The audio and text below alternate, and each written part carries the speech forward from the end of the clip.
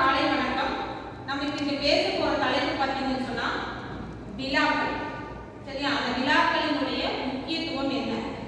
நம்ம தமிழர்களுக்கே உரிய பாரம்பரியமான ஒரு சந்தோஷமான செயல் என்னன்னா விழாக்கள் தான். அந்த காலகட்டத்தில் விழாக்கள் அப்படிங்கிறது ஏன் அந்த வார்த்தையை பயன்படுத்தினாங்க, விழாக்கள் அப்படிங்கிறது எப்படி கண்டுபிடிச்சாங்கன்னு சொன்னா, மனிதன் உருவான அந்த காலகட்டத்தில் மனிதன் பேச ஆரம்பிச்சு நிலைய ஒரு இடத்துல உட்கார ஆரம்பிச்சதுக்கு அப்புறம் அவனுக்குள்ள ஒரு சொந்தங்கள் ஒரு உறவுகளை உண்டு பண்ணிக்கிறதுக்காக விழாக்கள் அப்படிங்கிற ஒரு விஷயத்தை கண்டுபிடிச்சான். சரியா? அந்த காலத்துல பார்த்தீங்கன்னா விழாக்கள் அப்படிங்கிறதே கடவுள் சார்ந்ததை எடுக்கப்பட்டது. அவனுடைய குலதெய்வத்துக்காக விழாக்கள் எடுத்தாங்க. 2 நாள் 3 நாள் எடுப்பாங்க. வார கணக்கில் கொண்டாடுவாங்க. எல்லா உறவினர்கள் பக்கத்தில் இருக்கவங்க, அந்த ஊருக்குள்ளே இருக்கிறவங்க, இவங்க எல்லாத்தையுமே ஒன்று கூடி ஒரு சந்தோஷமான ஒரு மனநிலைக்கு கொண்டு வரப்பட்டதான் விழாக்கள் அப்படிங்கிற வார்த்தையை கண்டுபிடிச்சு விழாவா எடுத்தாங்க. அப்ப அது முக்கியமே எதுக்கு?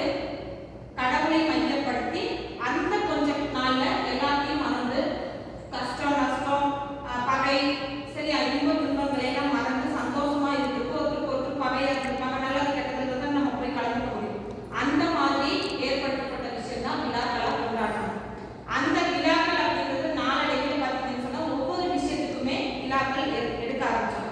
நம்மளுடைய தமிழர்களுக்கு மட்டும்தான் பார்த்தீங்கன்னு சொன்னா ஒவ்வொரு விஷயத்திலும் பண்டிகைகள் அப்படிங்கிறது எல்லாமே நம்முடைய தமிழர்களோடு நம்மளுடைய வாழ்க்கை முறையில கொண்டாடப்பட்டது எல்லாமே விழாக்களாக கொண்டாடப்பட்டது.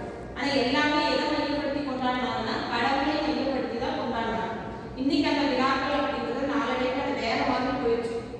இன்னைக்கு நம்ம இருக்கிற இந்த ஐடி ஃபீல்ட் இருக்கிறவங்களாம் பார்த்தீங்கன்னு சொன்னா விழாங்கிறது வாரத்தில் ஒரு நாள் கூட விழா கொண்டாடுறாங்க. ஜாலியாக போய் எங்கேயாவது என்ஜாய் பண்ணுறது, அங்கேயே ஒரு ஃபங்க்ஷன் மாதிரி வச்சு கொண்டாடுறது அப்படின்றது எல்லாமே பொழுதுபோக்காக போயிடுச்சு. ஆனா அந்த காலத்துல விழாக்கள் என்பது ஒரு வார கணக்கில் இருந்தது. இப்ப நம்ம ரீசெண்டா முடிச்சிருக்க பொங்கல் விழான்னு சொல்றோம்.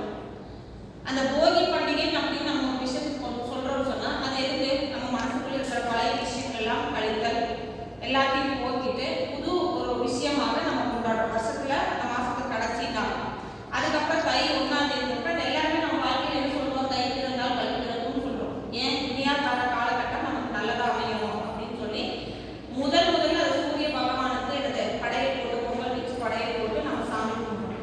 அடுத்தது பார்த்தீங்கன்னு சொன்னா நம்மளுடைய அந்த காலத்துல பார்த்தீங்கன்னா விவசாயம் தான் முக்கியத்துவம். அப்ப விவசாயத்துக்கு முக்கியத்துவமா மூலதனமா இருக்கிறது வெறும் நிலமோ மழையை நம்பி மண் வளமோ இருந்தா பத்தாது. அதுக்கு மூலதனமே இருந்து மாடுதான். சரி, அப்ப அதுக்கு என்ன கண்டுபிடிச்சோன்னா மாட்டுக்கு முக்கியத்துவம் கொடுக்குற மாதிரி மாட்டுக்கு நன்றி கடன் செலுத்துற மாதிரி மாட்டு பொங்கல் ஒன்று வச்சாங்க. சரியா?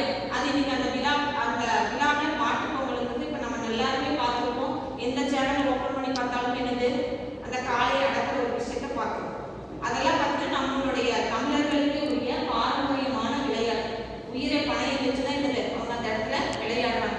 இதெல்லாம் கூட கொஞ்சம் காலகட்டத்தில் என்னன்னா ஒரு சில வருடத்துக்கு முன்னாடி அது வேண்டாம்னு சொல்லி தடை போட்டாங்க. மறுபடியும் அதுக்கு போராடி உலகமே போராடி என்னது மறுபடியும் அந்த அதை இருக்கணும்னு சொல்லி போராடி வச்சாங்க. ஏன்னா அது நம்மளுடைய ரத்தத்தில் ஊறி போன ஒரு விஷயம். அந்த ஏரியாவில் இருக்கிற மக்களுக்கு அது கண்டிப்பாக என்னது அந்த நாளையே அவங்களுக்கு அது காலை அடக்குங்கிற ஒரு விஷயம் இருந்தாதான் அவங்களுக்கு பொங்கல் மாதிரி இருக்கும். இந்த மாதிரி பொங்கல் மட்டுமே கிடையாது. விழா அப்படிங்கிறது எல்லாமே பார்த்தீங்கன்னா திருமண விழாங்களோ சடங்கு ஏதாவது ஒரு பெண்ணுக்கு பூ படைஞ்சிருச்சா அப்படின்னு சொன்னா ஒரு விழா பண்றோம். குழந்தைங்களுக்கு அப்படின்னு சொன்னா பிறந்த குழந்தைக்கு நம்ம பேர் சுற்றுற விழா, ஒரு வருஷம் கழித்து ஒரு வருஷம் முடிஞ்சிருச்சுக்கான விழா இருக்கிறோம். இப்படி ஒவ்வொரு விழாவே பார்த்தீங்கன்னு சொன்னா மக்களை குதூகலப்படுத்துறது, சந்தோஷப்படுத்துறது, அவங்க மனசு எல்லா விஷயத்தையும் மறந்து சந்தோஷப்படுத்துற ஒரு விஷயமா விழாக்கள் இருந்தது. இந்த விழா அப்படிங்கிறது ஏன் முக்கியத்துவம் கொடுக்குறோம்னு சொன்னா நம்ம ஏதோ ஒரு விஷயத்த பொழுதுபோக்க அந்த காலகட்டத்தில் எதுவுமே கிடையாது.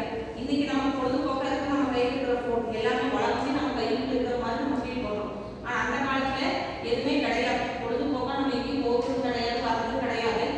ஏதாவது ஒரு இடத்துல ஒரு கதையை சொன்னாங்கன்னா அந்த கதையை ஊருக்குள்ள போய் உட்காந்து கேட்பாங்க, அவ்வளவுதான். புரிஞ்சுதான்? ஆனா அவங்களுடைய ஒரு மனசை ரிலாக்ஸ் பண்ணிக்கிற ஒரு விஷயம் என்பது விழாவா அந்த காலத்துல கொண்டாடுறாங்க. அந்த விழா அப்படிங்கிற விஷயத்துல நிறைய இடத்துல பார்த்தீங்கன்னு சொன்னா அந்தந்த காலகட்டத்தில் இப்போ சித்திரை மாசம் அப்படின்னு சொல்றோம்.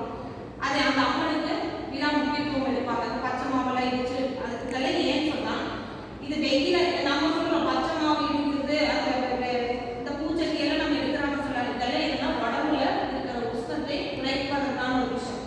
ஒவ்வொரு விழாவுமே அந்த காலத்தில் நம்முடைய தமிழர்கள் அறிவியல் பூர்வமாக தான் வச்சிருக்காங்க.